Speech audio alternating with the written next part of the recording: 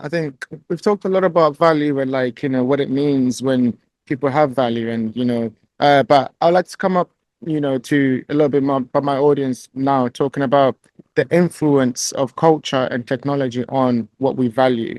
I feel like a lot of the time we're told what to value, and that comes from all the information that we receive through social media or through being told by people older than us. What what are some of the ways that people in my generation, like what's some of the ways they can understand how culture and technology can impact what they value? That's a great, I don't feel like I have that much expertise on that question.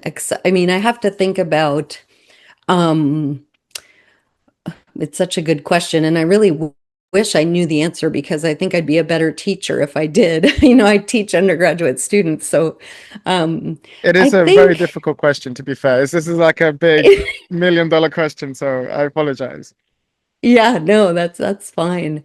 I think my students they seem pretty aware that there are a lot of influences trying to get them to think about things in a certain way. So you see it, I think, right now.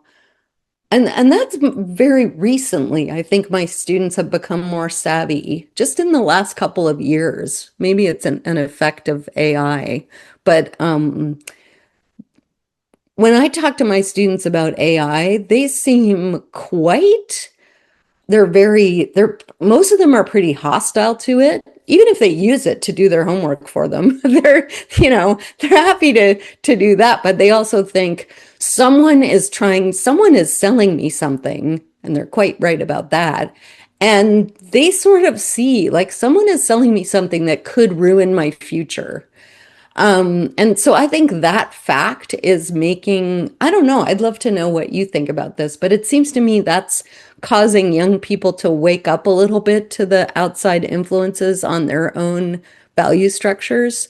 Because I didn't really see that like 5 years ago that students having that kind of awareness. They're aware of other things, but that wasn't really on their radar. So I wonder if this very blatant example, and all this media attention to the possible existential risk of AI and what's going to happen to the job market, I wonder if that's making younger generations suddenly think, oh, hey, what is actually happening here, and how is this going to affect me? Um, I think, if big tech, well, I don't know how cynical do I want to be. I fear, I won't say I think this, but I fear that if big tech had its way, we would all just want to be talking to Claude and ChatGPT and Gemini and those things all day long, upping our subscriptions to the platinum level of subscription to everything. Figuring out how to use AI agents to do all the stuff that we used to do ourselves, and what would become of us? What would what would human reflection even be in a world like that? And I think, so that's my dystopia is that we're all using AI to do everything, including have relationships with them. And I think students are like the younger generation. I think they're getting a glimpse of that fear. I think like I can tap into that fear very easily when I talk to them.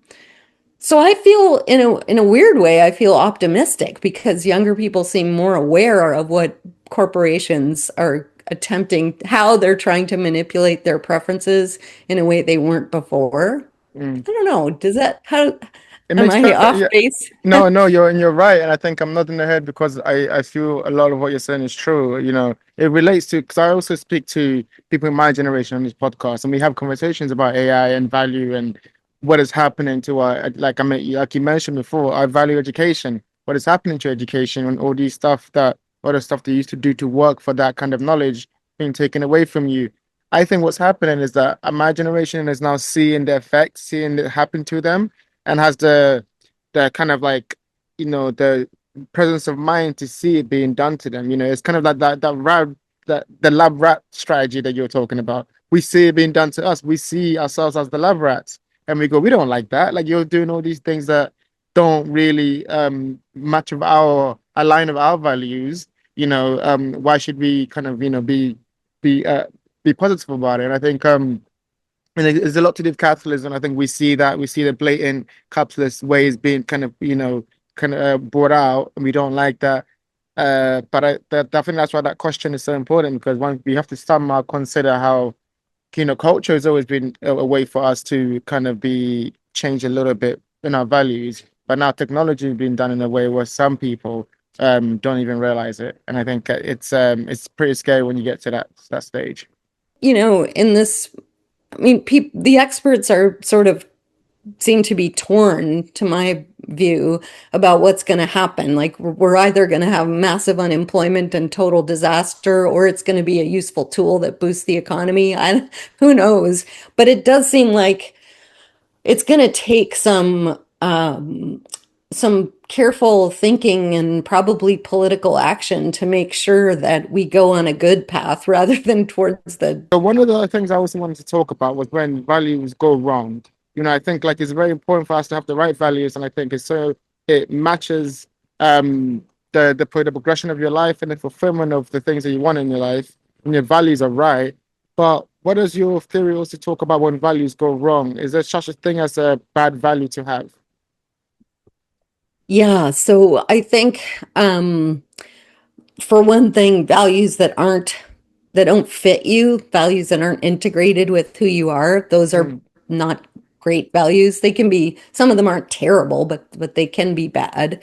mm, So people who are, you know, trying to do things that they don't love doing, I think those are bad values. mm, I think there are also really bad values are values that are kind of self-destroying in a way. And they're bad because health self-harming kinds of values. I There's a word that's escaping me, but values that are going to prevent you from achieving lots of value fulfillment in the future because they just stymie you. They just shut you down or even cause you to literally hurt yourself or take your life. Um, so there are bad values for sure.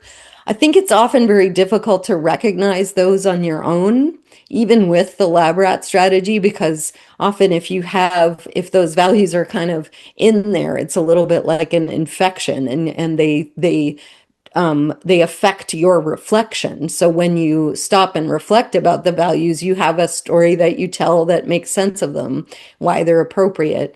And so for things like that, when you start valuing your own if like harm or you think I don't deserve a good life, I don't deserve to fulfill this dream that I have.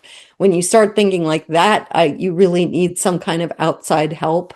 I think often one of the things I talk a lot about in some of my work is the way that friends can be helpful.